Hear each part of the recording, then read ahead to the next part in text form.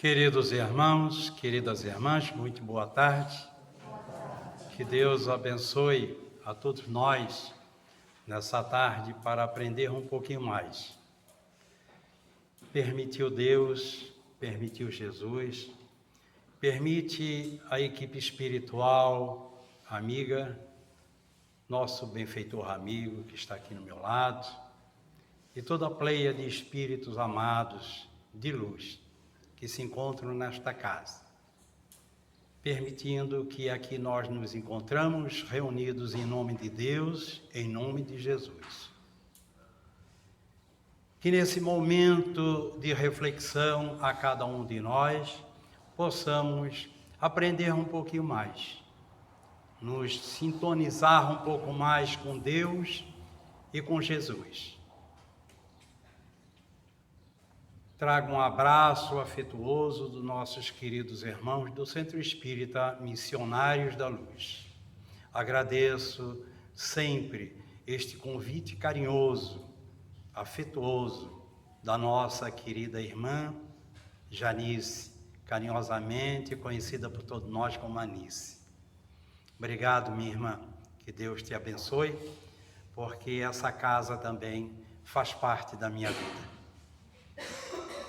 Trazemos para conversar um pouquinho hoje, meus queridos irmãos, o tema que está ali no Data Show, a melancolia. Vamos um pouco saber o que é a melancolia de acordo com o dicionário. Melancolia, substantivo feminino, estado mórbido, caracterizado pelo abatimento mental e físico, que pode ser manifestação de vários problemas psiquiátricos. Hoje, considerado mais como uma das faces da psicose maníaco-depressiva.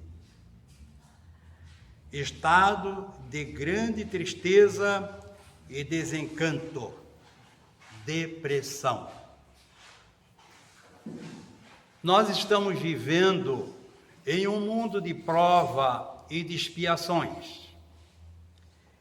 Espíritos comprometidos, que somos todos nós, com as leis divinas. Nos comprometemos na espiritualidade e aqui nós nos encontramos. Esse grande desafio na nossa caminhada de evolução. Trazemos conosco situações difíceis de vidas passadas, acertos e erros. E com isso, nós nos comprometemos a fazer esse ajuste, espiritualmente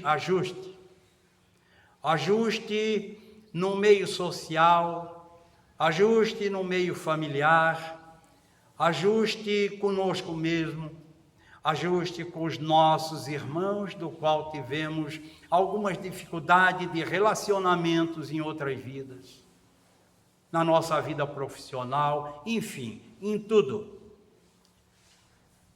O nosso planeta é um mundo de prova e de expiação, mas é uma escola, é um hospital, é um pronto-socorro. É o local do qual nós nos reunimos para caminhar junto. E Deus nos criou com esse objetivo, viver em sociedade, para que juntos possamos um auxiliar o outro. Mas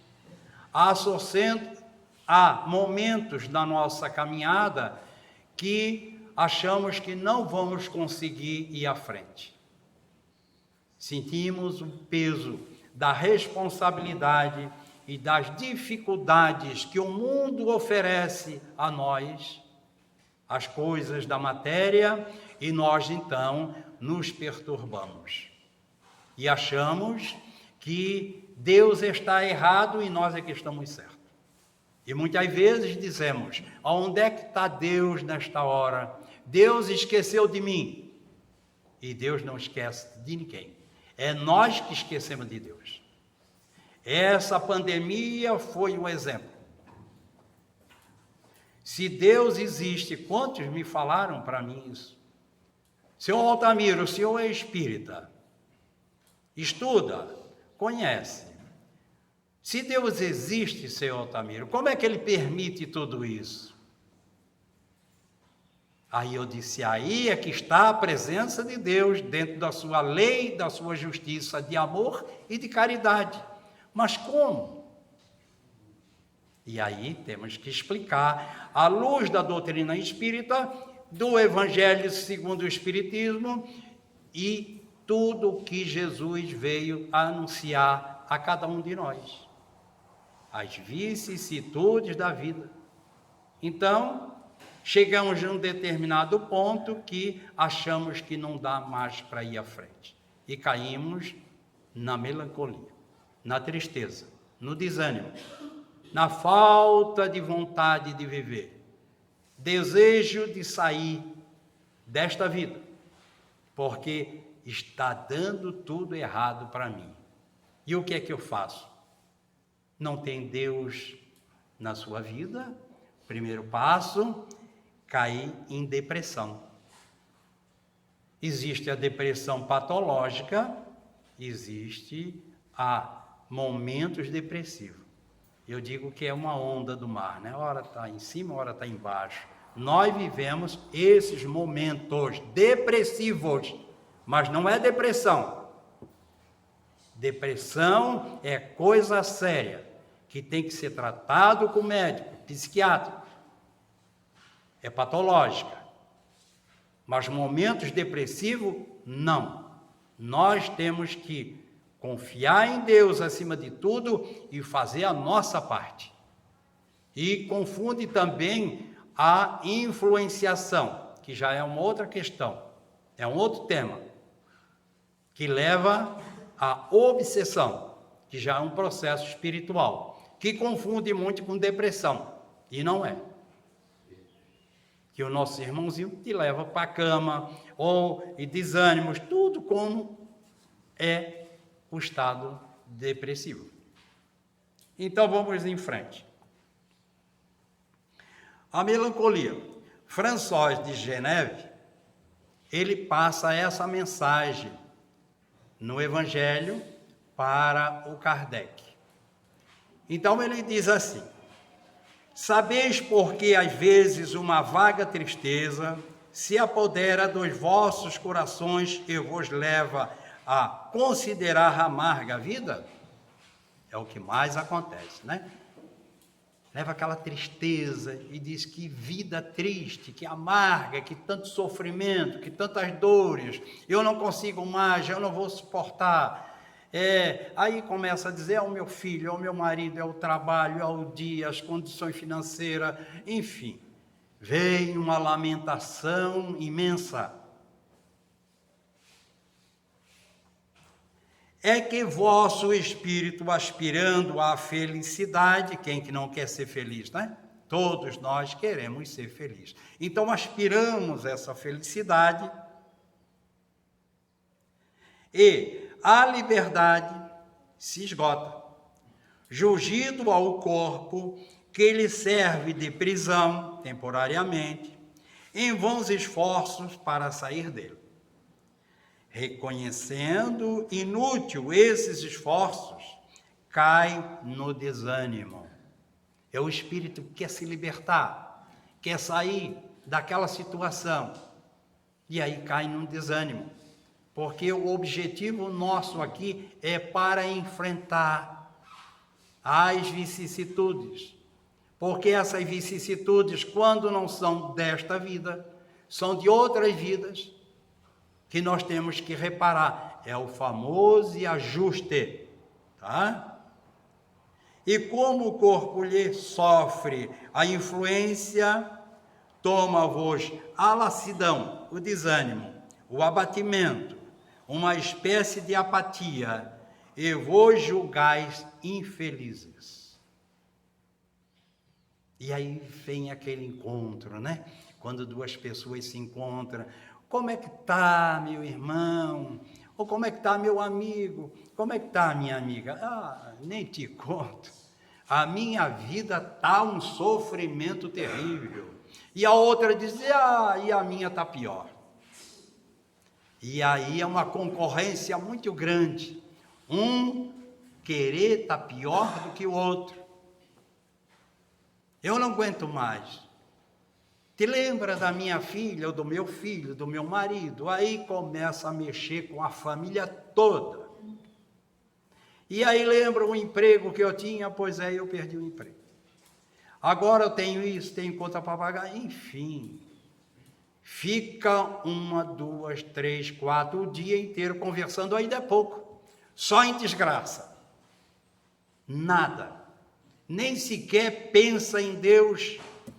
Muito pelo contrário, quando pensa em Deus, diz assim, ô Deus, eu acho que esqueceu de mim. E ele está com as costas viradas para Deus. Aí vem alimentando essas dores, esses sofrimentos, essas dificuldades e cai em depressão. E leva aonde? Ao suicídio, meus irmãos. A grande parte do suicídio é justamente isso. Falta de fé, falta de Deus, falta de vontade, porque tudo requer sacrifício e vontade. Jesus deixou bem claro para isso, para nós. E ainda nos convidou, quando estiveres aflitos e sobrecarregados, vinde a mim que eu vos aliviarei. Ele está pedindo para ir a Ele, porque Ele já veio a nós. E nós esquecemos de caminhar para Ele. Ele diz ainda que é o caminho, é a verdade e é a vida. Ninguém irá ao Pai, a Deus, a não ser por Ele, pelos seus ensinamentos, por tudo que Ele trouxe para nós, mostrando o caminho certo do qual devemos seguir, meus irmãos. E nós não compreendemos ainda a grande lição desse grande mestre e amigo que esteve e continua conosco. Crede-me, resisti com energia a essa impressão que vos enfraquece a vontade. Crede. Resistir com energia, com fé, com convicção, que tudo isso passa, é transitório, é passageiro. Hoje nós estamos com dificuldade, amanhã é outro dia. Pensamos nisso.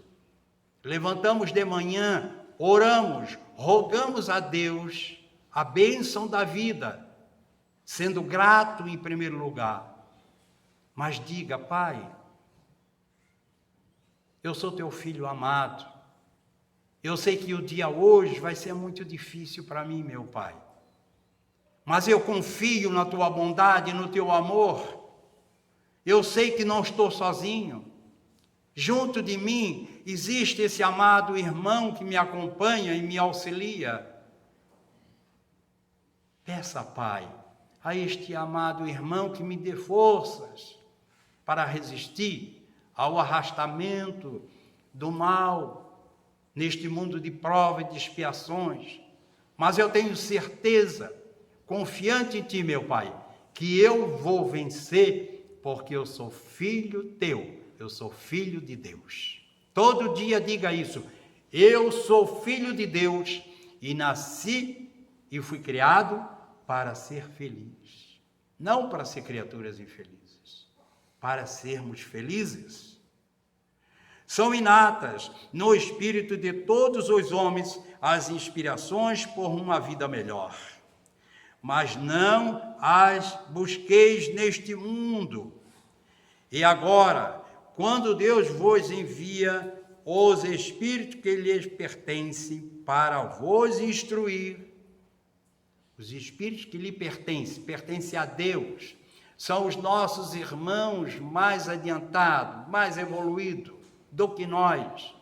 E Deus nos envia para nos orientar, nos conduzir no caminho do bem. Aqui em cima da mesa está o Evangelho segundo o Espiritismo, o Livro dos Espíritos,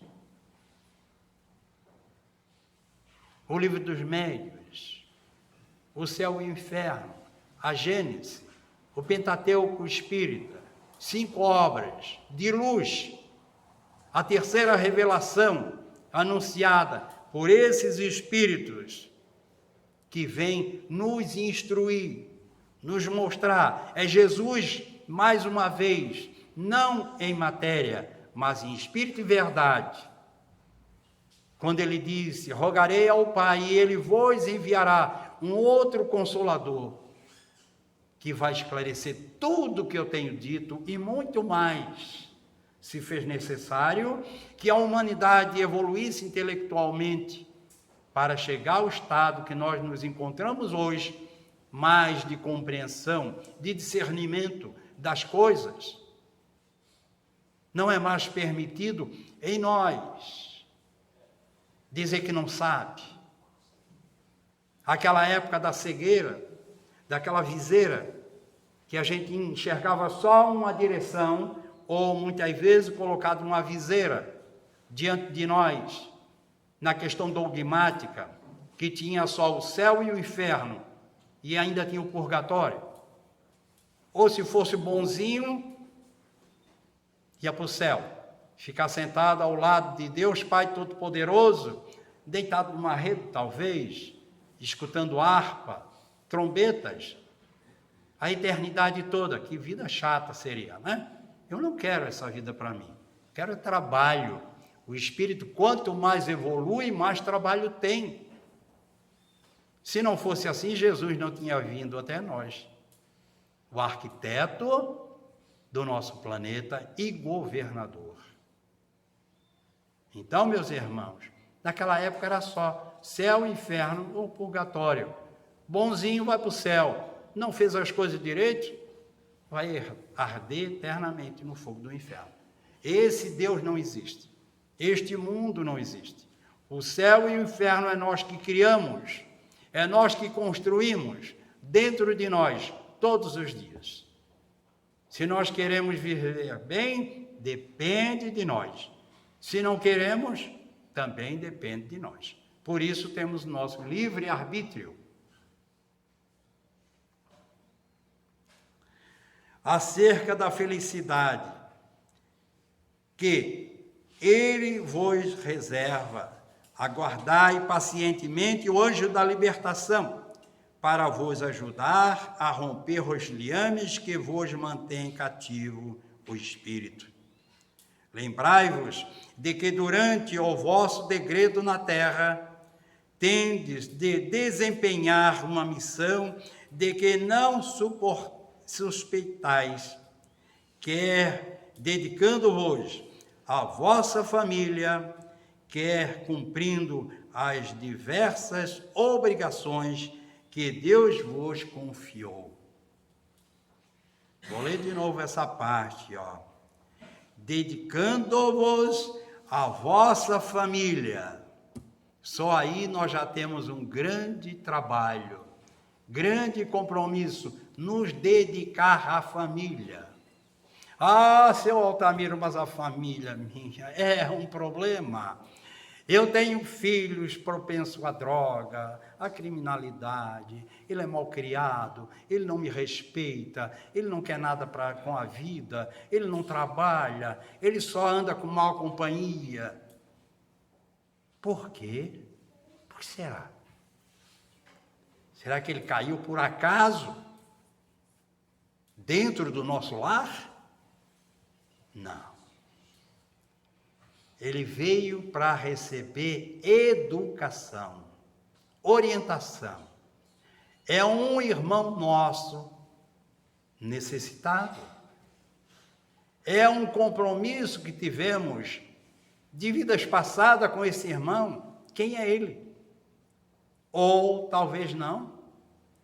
Deus permite que espíritos dessa ordem reencarnem no meio de uma família já equilibrada moralmente para ser instruído. São espíritos que vêm com a bagagem muito complicada de outras vidas. É missão. Missão de pai, missão de mãe, missão de irmãos que convivem na mesma família. Eu, quinta-feira, falei sobre os laços de família. Falei bastante sobre esse compromisso de família, essa bênção divina que é família. Então, são compromissos que nós assumimos dentro do meio familiar. Então, esses espíritos que vêm, nossa responsabilidade para nos dedicarmos, vossa família, quer cumprindo as diversas obrigações, todas as obrigações, né? Que Deus vos confiou, Deus confiou em nós. Deus confia em cada um de nós. Nós não viemos aqui para viver uma vida egoísta. Não viemos aqui para um spa, para passeio, só para ver coisas boas e tudo de bom só acontecer. Não. Por isso que é uma escola. O que é a escola? O que é que o aluno vai para a escola fazer o quê? Ele já recebe tudo pronto? Não. O professor cobra dele toda a matéria, passa a matéria, estuda. Agora é contigo. Então, Deus permite para que nós viemos nessa escola da alma. A escola da alma está dentro do nosso lar. É a célula primeira de uma sociedade. É ali que é o grande desafio, o grande aprendizado. Então, esse grande mestre que é Deus, ele ainda envia um outro mestre, que acima de tudo Deus, mas envia Jesus. E como dissesse, vai meu filho, tu já aprendeste tanto, tu já tens tanta luz, em toda a área da ciência, meu filho. Idealiza aquele mundo novo, um planeta, que tu vai ser o arquiteto, e tu vai ser o governador, e também vais olhar por esses irmãos que eu vou conceder, para que eles reencarnem neste mundo que passou pelo primitivo. Agora temos num mundo de prova e expiação, mas estamos caminhando também para a regeneração. Mas para este mundo regenerado, é nós que temos que fazer essa regeneração em nós. Não é o outro, não é o meu irmão que tem que fazer essa regeneração. É eu que tenho que fazer em mim. Brilhe a vossa luz. Eu tenho que brilhar essa luz em mim, para que o outro se espelhe em mim, dentro do meu lar. O meu papel de pai, o meu papel de mãe.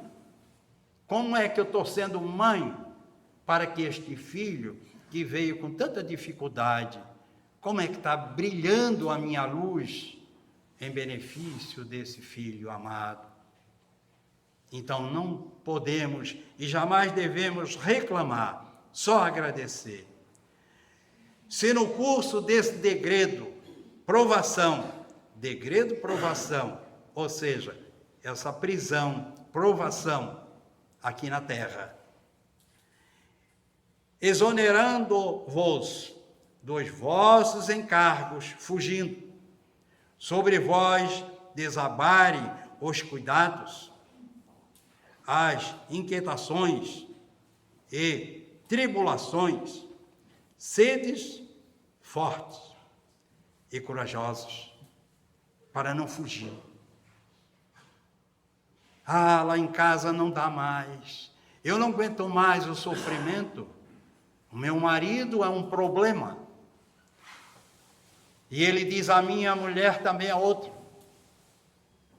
Nós só vivemos em briga, conflitos. Os filhos não se entendem um ao outro. O melhor é nós separar, é a melhor coisa. Cada um segue o seu caminho. E acabou? Acabou coisa nenhuma não, meus irmãos. Pode ter acabado aqui. Espera a volta. Espera chegar no outro lado. Para nós ver o que é. O que é que reserva lá? Lá é puxada a nossa fichinha, tá? Aqui. Nós não conseguimos ver, tá? Além da segunda ou terceira, nem chega na terceira encarnação anterior, porque a coisa é muito complicada. Então, mostra só a presente, porque é já o suficiente. Aí vem a programação para a próxima reencarnação. Vem junto de novo. Os mesmos. Outro dia, eu conversando com uma das minhas irmãs, em relação a isso, ela dizia assim: Altamiro, e o fulano de tal, outra pessoa na família, eles vão voltar de novo junto? Com certeza. Eles não vão voltar, vão implorar. Mas isso é um castigo? Não, isso é uma bênção de Deus. Nada de castigo. Ninguém sairá daqui sem pagar o último cetil, o último ponto, o último J. Como é que nós vamos querer ser purificados com essa carga que nós ainda temos? O que é que acontece com uma água suja? Uma água pútrida? Ela não passa por uma filtragem até ter condições de se misturar com a água pura do mar, não é isso? Porque ela é fedida, ela tem dejetos, ela tem várias impurezas. E nós estamos passando por essa filtragem, eliminando as impurezas para ser libertado no oceano. Que oceano é esse? Mundos ditosos, mundos felizes. Mas queremos já receber essa felicidade aqui, essa pureza, santidade? Não podemos. Ninguém está em condições para isso. Para isso, nós temos que fazer o que está colocado muito bem aqui. Se no curso desse degredo, provação, exonerando-nos dos vossos encargos, sobre vós desabarem os cuidados, as inquietações e tribulações, sede fortes e corajosos para os suportar, afrontai os resolutos. Dura um pouco, e vos conduzirão a companhias dos amigos por quem chorais, e que, jubilosos por ver-vos de novo, entre eles vos estenderão os braços, a fim de guiar-vos a uma região inacessível às aflições da terra. Como é que nós estamos nos preparando para receber ou para ser recebido por esses entes queridos que já partiram daqui, a família espiritual? Porque quando nós saímos de lá, nós tínhamos a família espiritual, amigos, amados irmãos, que convivíamos juntos. E quando nós recebemos de Deus a oportunidade desta vinda aqui, eles ficaram orando por nós, porque sabiam e sabem o grande desafio que nós íamos enfrentar nas nossas provações e expiações, e missão também. Então viemos até aqui, aonde eles ficaram orando por nós, velando, nos desejando bem, para que nós concluísse o nosso trabalho, o nosso compromisso aqui assumido em família e em sociedade. Quando chega o momento do nosso desencarne, seja na juventude, ou seja, na velhice, com 100, 80 ou 70, que nós chegamos na espiritualidade, eles vão nos receber. Agora, quem vai nos receber? Porque talvez nós estejamos sendo recebidos também por criaturinhas que se afinizaram conosco e nós com eles, no erro, nas coisas da matéria. A questão de afinidade. Se o meu irmão gosta de determinadas viciações, que é compatível comigo, não precisa nem convidar, porque ele já vem na minha direção. E eu abro essas portas e ele me convida. Altamiro, vão a determinado lugar. Aí eu até digo para ele, demorou, já era para nós estar lá. Então, assim como aqui na vida material é dessa forma, também na vida espiritual é a mesma coisa. Por que será que eu estou agora aqui, em uma tribuna, passando a mensagem de Jesus? Por que será? Compromissos assumidos, meus irmãos. E o que é que eu estou fazendo disto hoje, dentro da casa espírita? Será que eu estou cumprindo com o meu dever, com a minha missão, com o compromisso assumido na espiritualidade? Será que eu estou fazendo correto? O Altamiro, aqui nessa tribuna, falando de Deus, falando de Jesus, falando de vida, falando de família, falando de amor, falando de perdão, ele é 100%? Ninguém é. Porque não sou perfeito, assim como ninguém é. Mas temos o dever, a quem muito é dado, muito será cobrado, para que chegar na espiritualidade, ser recebido com méritos. Bezerra de Menezes, vamos falar um pouquinho de Bezerra, né? Quem recebeu Bezerra? Bezerra de Menezes, quando partiu deste mundo, foi acolhido por falange de espíritos de alto níveis elevados. Aonde ele se encontrava, em uma determinada casa, era um edifício, e ele estava ainda se recuperando daquele sono, da passagem, ao deixar o seu corpo material e se encontrava no desenlace totalmente espiritual, ele escutou gritos de louvores, hinos, cantos, aplausos, vivas, e ele perguntou: quem são? Por que tanto barulho? Quanto canto? Quantos vivas e aplausos? Tu não conheces Bezerra, não sabes? Não. Então vem aqui. Foi acolhido, levaram até a janela e mostraram a ele. Lá embaixo encontrava-se multidão de espíritos felizes, agradecendo, sendo aplaudido e cantado hinos de louvores, de gratidão a este espírito iluminado que veio a este mundo com essa missão de levar o amor, a caridade àqueles que vinham ao seu encontro.